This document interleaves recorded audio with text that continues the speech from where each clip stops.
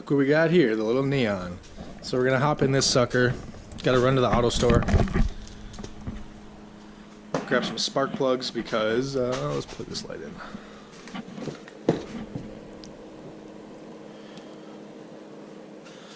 Because yesterday we drove, me and my girlfriend drove like an hour and a half to pick up. So this is the stock, like coil and wires.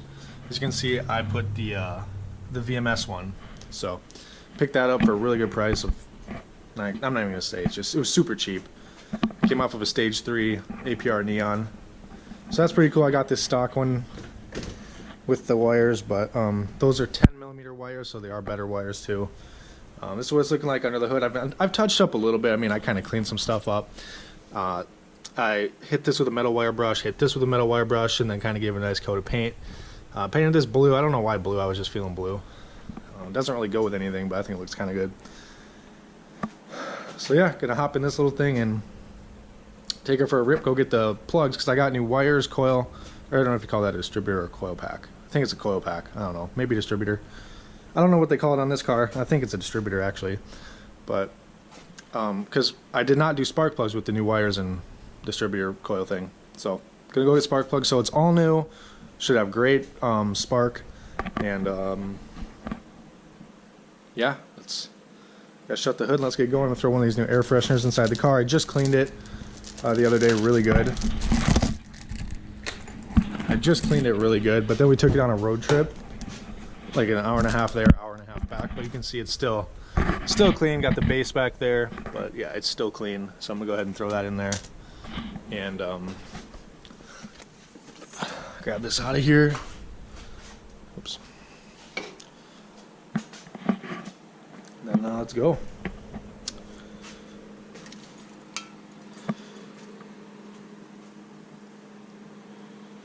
This is what I was looking for. So I can actually charge my GoPro. I couldn't find my cord. So I don't know when this video will go up. Right now it is December, I think 18th right now. Video will probably go up around Christmas time, maybe a little bit before, because my computer took a crap and I'm working on getting a new one, so I can't even upload this to anything or edit it. But I do want to record it while I have the neon in case it goes. I got a trade offer of a 05 Mustang GT, a built 97 Mustang GT, both manual, or I got a trade offer of so far which was really cool. It was a what was it, 97 or 98 Suburban in really good shape, modified with an AR-15. That one was tempting, but I had to say no. But a big one is I got an offer of a 2002 or 1, I forgot, 5.9 Cummins Ram 2500. Actually, this one's a 3500, and it's in good shape, and it runs and drives great. So I don't know. I love this neon so much. I don't know if I can even get rid of it, to be honest. I love the yellow paint. I love everything about it. Let's get in this thing and go.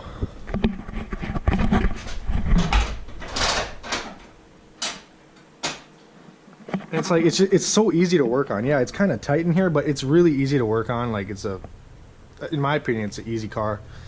Like, look at that. Like, spark plugs on a lot of cars are actually pretty hard to get to, or annoying to get to at least. They're right down there. I mean, super easy. Let's hop in this sucker and fire it up. It doesn't like cold starts because of the cam and only being on a bass tune. So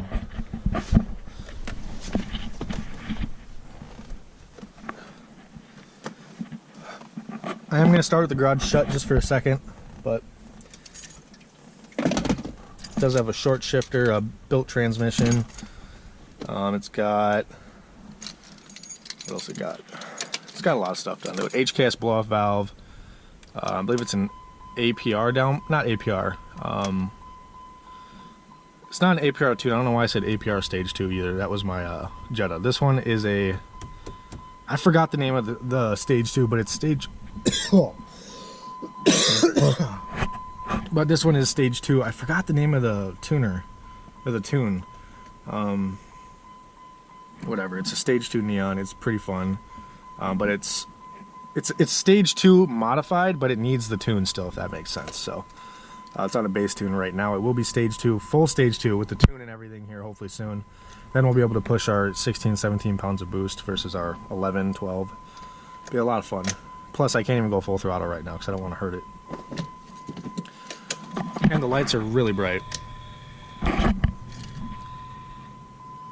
Still got to wire up those 2 gauges, so don't mind the oil pressure light because it's not right. And this AEM gauge ain't on yet. Boost gauge works.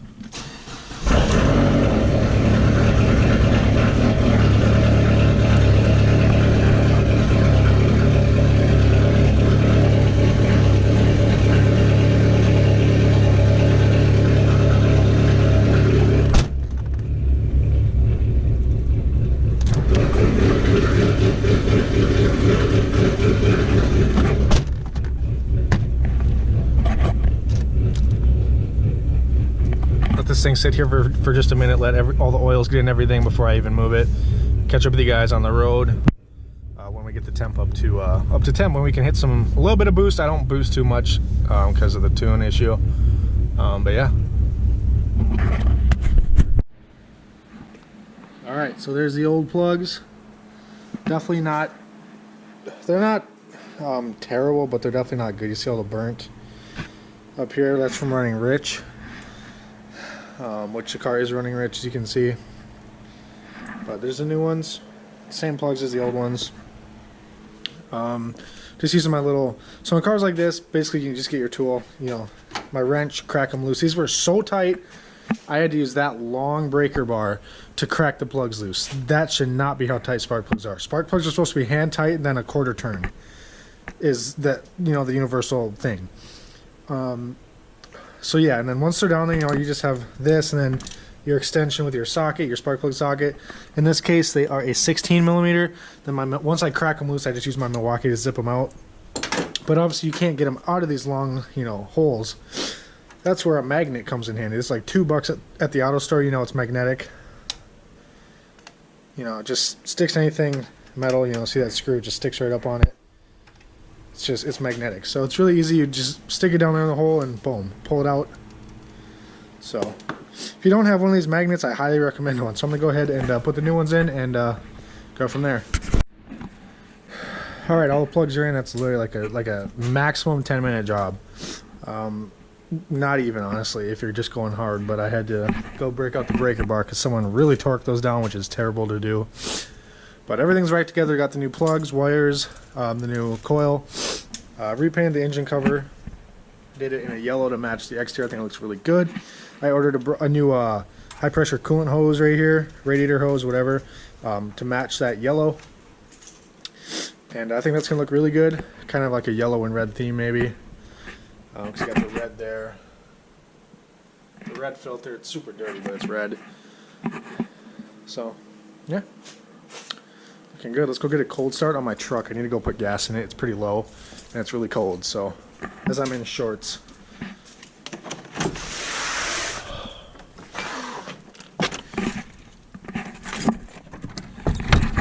I mean, it is really, really cold.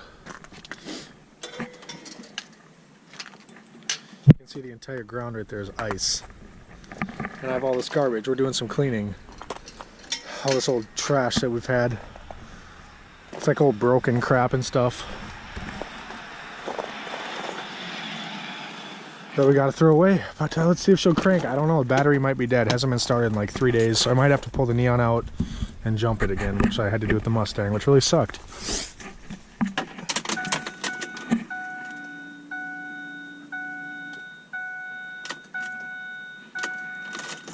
Yep, battery's really dead. So we'll just do this tomorrow. It's got over a quarter tank, so it's fine. I don't feel like jumping the battery. The truck does this thing where it needs to be jumped if it sits for like a couple days in the negatives, like it's -10 right now. So it's not that bad out, but it's pretty cold. -10 Fahrenheit. I mean, I'm in shorts. Shorts and my t-shirt and flannel. But I guess I'll run my errands that I gotta do quick in the neon. Not the end of the world, right? Gonna go do some couple pound boosting. Can't do too much till I get the tune fully dialed in, but it's still fun to drive nonetheless. Has really nice heat. Really not comfortable to drive, but whatever. Guess I'll jump start the truck tomorrow in the morning.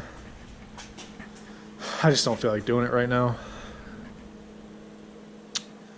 And the truck holds charge and like everything. You know, everything works on it super good. Unlock, lock, remote, radio, heat, air, all that works, but it won't start. It's like the battery doesn't get enough juice after a couple days sitting in the cold. Well, they're really cold, so. And yes, you can see my breath in here. Usually when I'm working here, I have it warmed up. I have the radiator heater on. I have the outlets in here and everything wired up. My dad will help me wire them. The outlets are a lot stronger now, so I can have more than like one heater in here. Otherwise, they usually blow. So I got this guy, the big light, and the radiator heater on. The radiator is right there. It keeps all my detailing stuff in that cabinet from not freezing. This little guy is just good enough for right here. Actually, I keep these like kind of in front of it, just in the area where it's warm. And then this one's usually on. This one really heats it up in here, makes it about 55, 60 degrees, but I'm on a propane, so. Yeah, I guess I'm gonna run my errands in the old Neon, because I don't feel like jump starting it. Gotta put some adhesive behind this. I think I'm gonna do that really quick. I don't know. I do have to finish sanding my Bondo over here. I might do that actually really quick too, so start with that. Alright, so the whole point of this video is I want to talk about the like pros and cons of owning a Neon SRT-4. This is not going to go for the regular Neon, this is just the SRT-4. Because it's a Neon body, it looks like a Neon, but I'm telling you right now, it does not feel like a Neon. I had a Neon, we had a 2002 Neon as a little beater car, and it was a great little daily driver for sure. Look at that ice thing, holy crap. But this is a totally different animal. And yeah, it's really cold out, so I'm gonna go ahead and hop in here, give you a little walk around here really quick. These come with some of the best looking factory wheels I think out of any really car. Just in general, I think these wheels look so good. They look so good. They don't fit very good. They're way in, obviously, like most cars, stock. But as you can see, this thing is slammed. She's way up under there. My perfect fitment would be, the front sits height-wise perfect. Just put like a 1-inch wheel spacer on the front and like a 1.5 on the back. There's a nice Challenger, the Vikings logo on it. And then raise the back up about 1.5 inches, 2 inches maybe, and then pop these out the 1.5 or 2-inch wheel spacer. Make it even with the fender, you know, flush. A little bit of Bondo I had to do here because there was a paint chip like that big right there, and it was like that thick. So I just completely Bondoed it, sanded it smooth. Now it just needs paint. Better than a big old paint chip there, because that would have just started to rust, because this car has no rust. It's got the single exit exhaust aftermarket. These come factory with 2, you know, exhaust tips. One right there, one right there. They're about that big. I wish they would have kept that, but I got my decals on there. Got the little Minion decal.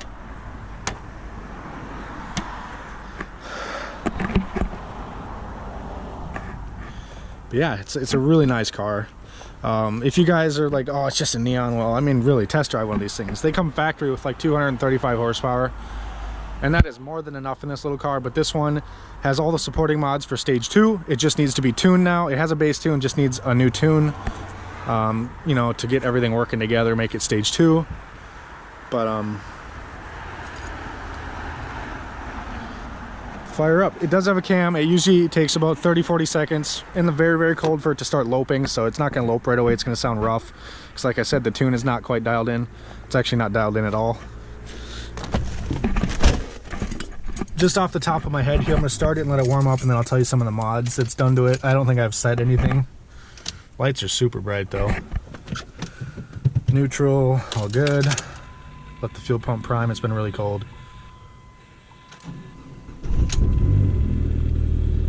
And you guys probably know, starting a cammed car when it's been -15, it's always fun. This one always starts, but it runs really rough at idle until it warms up because, well, for one, the cam, and for 2, the tune. But it sounds normal right now. Well, once it starts loping, you'll know. It slowly gets into it, but so the mod list for this car, I'm gonna pull it up on my phone here.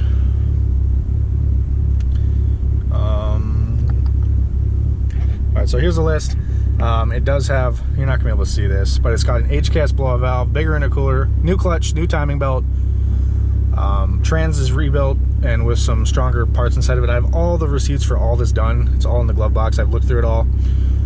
So the trans rebuild, AGP wastegate, 2-step, Walbro 255 fuel pump, 3-inch downpipe, oil pressure gauge, wideband gauge, Raceland coilovers, which he never put the bump stops in, so it sucks, which I don't know why you wouldn't, but yeah, Raceland coilovers, aftermarket stereo, aftermarket taillights, super bright headlights, LEDs, and then headlight eyelids, those yellow things. And then the only cons is the wideband, like it says on here.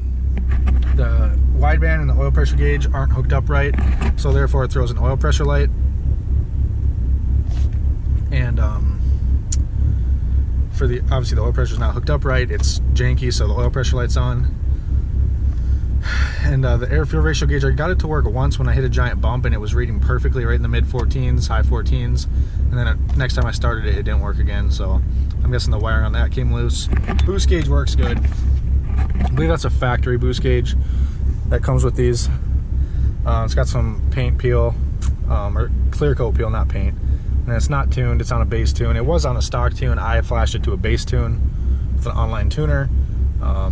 And then the paint chip was on the driver's side that it says, but I got that done. And I have paperwork for everything, so I mean, it's a good car. You can hear she's loping now. But that's everything that's done to it. There's some more stuff here and there. I did VMS wires, 10mm wires, coil, and I did NGK plugs, V-Power plugs all the other day, and it picked up like a pound and a half of boost, which is crazy. So once this thing gets tuned, I'm guessing it probably be able to boost around 16, 17 PSI. I'm only boosting about 12, 11, 12 right now. Sometimes it'll hit 13, but I only go about 3/4 throttle because of the tune issue. Not gonna go full throttle and just grenade the block, but yeah, it's a nice little car. So let's get into some of the cons right away at the interior because I want to end on a positive note. We'll just go back and forth. It's not a professional like type video. It's just a fun little video.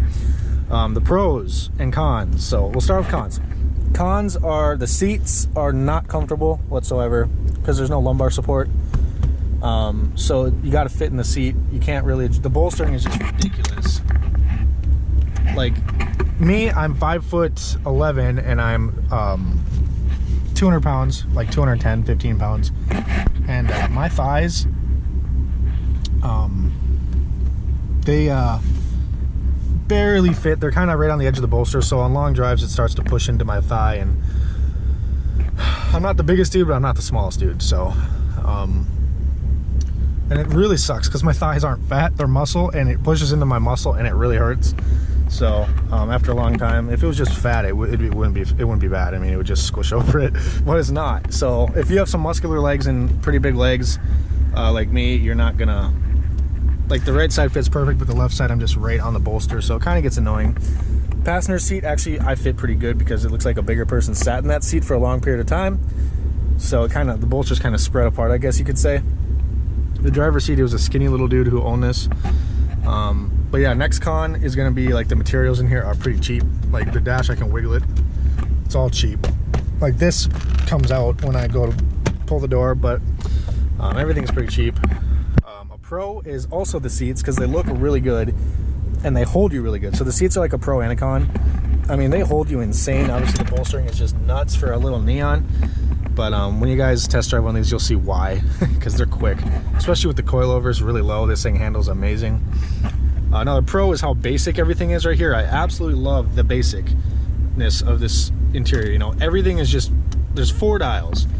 Your vents, you manually turn them. It's not no BMW, nothing like that, where everything's in a computer. I hate that, and it's really hard to work on when something breaks. So this is easy. The radio's right here, aftermarket little radio. Little cubby I keep my wallet in. And then so this is kind of a con.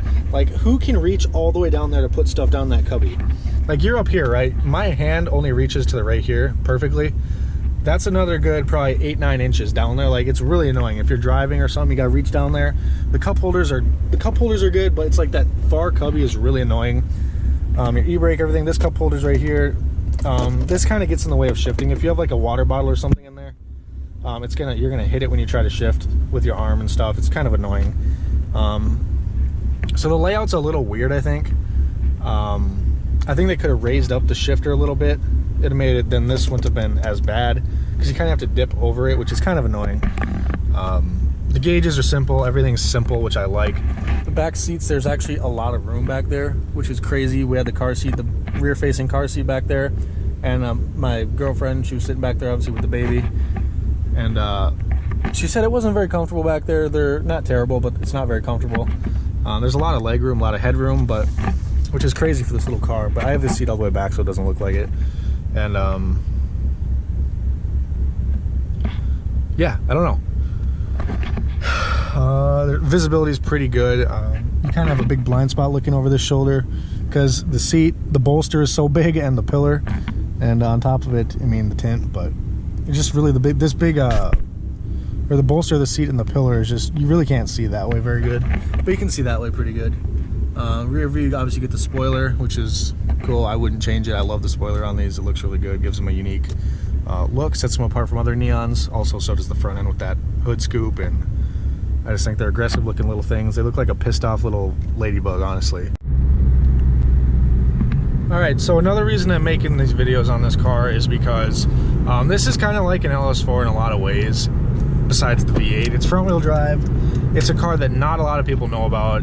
It's a specialty car from Dodge. You know, the LS4s are like specialty cars from GM, you know, the GXP trim, the SS trim. It's a nice little car. It's just like the LS4. Not a lot of people know about it, and it's a mean little thing. it's pretty crazy. So yeah, I just also want to say I'm making some things about it. It's right in the price range of the LS4. The LS4s, they cost more than this new, I'm pretty sure, because this I think was right around 20 grand, 25 grand max is what I heard. So that's the LS4s. I think they were up around 28 to like 32, 33, depending on which one you got. This one, right now, used market for about 100,000 miles, you're gonna pay about 6 grand, 5 grand, 6 grand for this. Same thing with the LS4s, you pay anywhere from 4 to 6, 4 to 7. If you get at a dealership, this is gonna be about 7, 8 grand. Same with the LS4. I mean, it's very similar price, in a lot of ways, very similar car. You know, as in not many people know about it, the potential it's got. Ours, obviously, the LS4s have LS motors. This is supposed to sell tonight or in the morning. I have a guy coming. He couldn't come earlier today like he was gonna. His kids were sick. But point is, I was getting cash for this, over doubling my money. And I was actually going to buy a black GXP in Wisconsin. And I was gonna make an entire vlog on that. But obviously that's gonna have to wait an extra day. But I'm buying a black GXP for $100 more than I paid for this. And the GXP has a brand new built transmission, not rebuilt, built 30,000 miles ago with paperwork. So it's an absolute steal for 1,800 bucks. Obviously I'm in this one 1,700. I'm gonna over double my money on this one, use the profits, and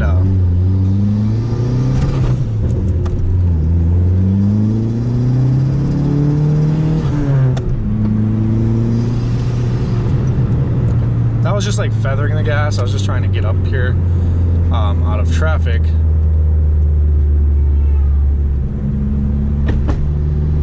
That was weird. I don't know if you guys saw that. There was just a dude on his bike parked, standing in that lane, not letting traffic go by, just standing there staring at traffic.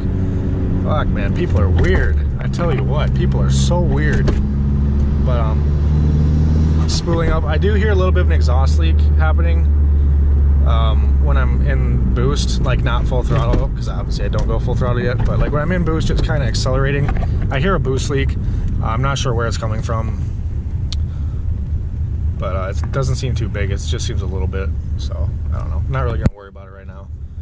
But yeah, it's very similar to the LS4's price range, you know. I don't know. It's kind of like the 4-cylinder version of them, in my opinion. It's pretty cool.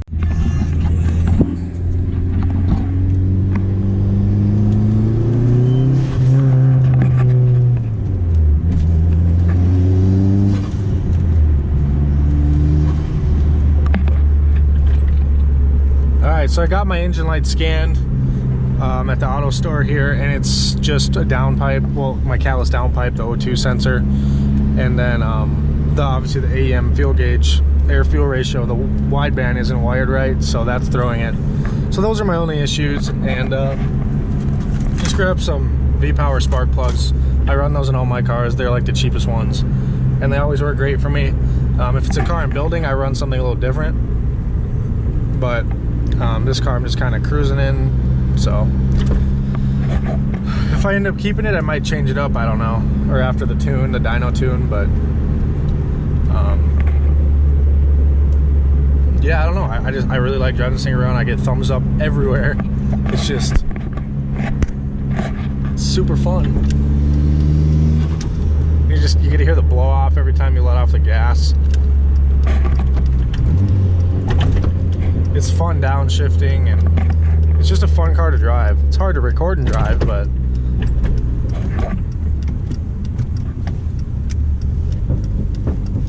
thing backfires. It's running a little lean though.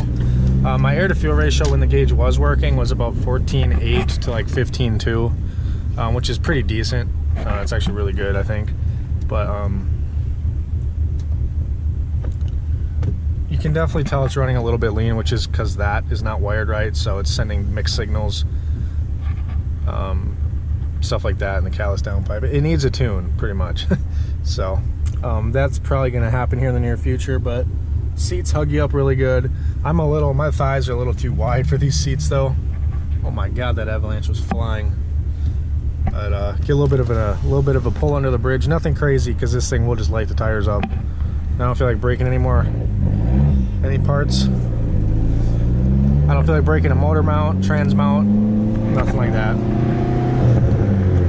So I'll just do a light little pull.